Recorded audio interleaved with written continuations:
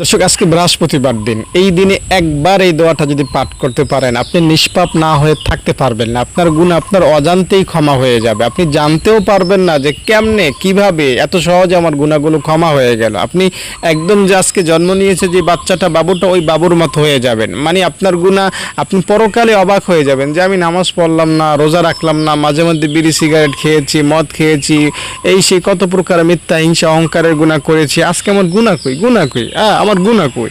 আপনি হয়রান হয়ে যাবেন, আপনার গুণা আপনিও খুঁজে পাবেন না। বুঝতে পেরেছেন? এটা এমন একটা পাওয়ারফুল অ্যাকশনওয়ালা দোয়া। তবে দোয়াটা আপনাকে আজকে আমলের নিয়তে, তাওবার নিয়তে, বৃহস্পতিবার মন থেকে, দিল থেকে পড়তে হবে। ঠিক আছে? দোয়াটা আমি আপনাকে একটু শর্ট করে বলছি।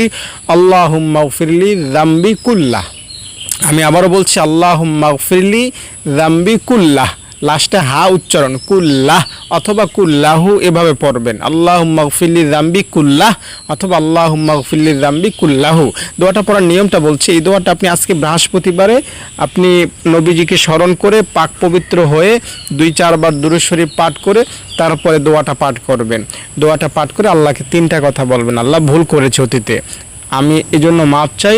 এরপরে বলবেন আল্লাহর ভুল করব না, গুনাহ করব না। এই 3টা কথা যদি বলতে পারেন, দোয়াটা 1বার বা 2বার পাঠ করার পরে আজকে এই বৃহস্পতিবার দিন আমি দায়িত্ব নিয়ে বলছি, শুক্রবার আসার আগে আপনার অতীতের সব গুনাহ আল্লাহ মাফ করে দিবেন।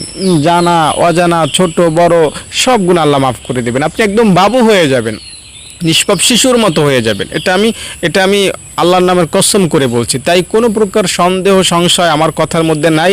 আপনিও সংশয় সন্দেহ দূর করে স্পষ্ট মনোভাব নিয়ে, ভরসা নিয়ে আল্লাহ তাআলার উপর পূর্ণ তাওয়াক্কুল রেখে দোয়াটা পাঠ করবেন। আপনার গুনাহ ইনশাআল্লাহ মাফ হবে। আর মনের বাসনা পূরণের জন্য যদি পড়েন, তাহলে মনের আশাও পূরণ হবে। বিপদ থেকে বাঁচার জন্য দোয়াটা পড়লে বিপদও দূর হয়ে যাবে ইনশাআল্লাহ। যদি ভিডিওটি ভালো লেগে থাকে, লাইক না করে যাবেন না, কমেন্টে আমিন লিখে যাবেন।